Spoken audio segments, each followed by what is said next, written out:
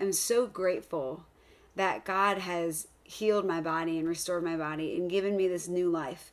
And I'm recognizing, though, that my mind has not been so quick to catch up to this new reality.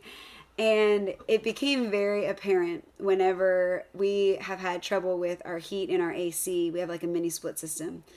And we have had a long journey with it, but now we need to replace the system. And it is very expensive, the price or the quotes that we've gotten, and we're getting some more quotes, but so far they've been outside of our musician's budget that we are living off of.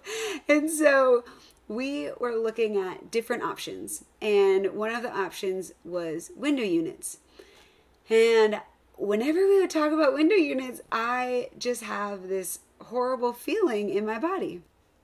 And I did not know why. And this went on for days. And I realized that the only time that I've ever had window units was in the house that had black mold that got me sick and started this 7-year journey with chronic illness. And I'm like, okay, once I realized this, I'm like, come on, Olivia. We are living in a new body. We are healed. Like, why are you still hung up on this? And I was not giving myself any grace. And that's what I feel like God's really teaching me. And I just think for so many of us, like we're living in a new life. We're living, maybe now we've found Jesus and we're living in this new way, but we're still holding on to shame of the past and resentment towards ourselves, or maybe resentment towards other people.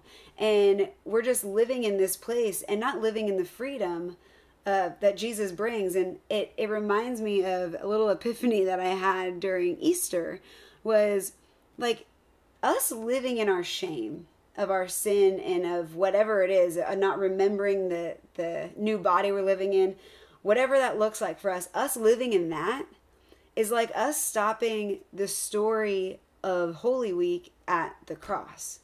And it's incredible what Jesus did for us. But we shouldn't stop the story there. If we're living as if the story stopped at the cross, it's like us living in like a shack. But we're not supposed to be living in this shack. The rest of the story is the resurrection. The rest of the story is his freedom that he wants to give us through his Holy Spirit. And so God has like this mansion of freedom and grace for us, but we're just living in this shack whenever we're not remembering that and whenever we're not living in that truth. We're living in this truth of shame. And so, I don't know, I realized that I was living in a shack. I was living in a shack. When God literally gave me a new body, I was still living in the shack. And so God is so good, and he's given us all this new life. So don't live in the shack. Live in the mansion of grace. And I hope that you can take this and just receive grace from it, because you are worthy of grace and love. You are.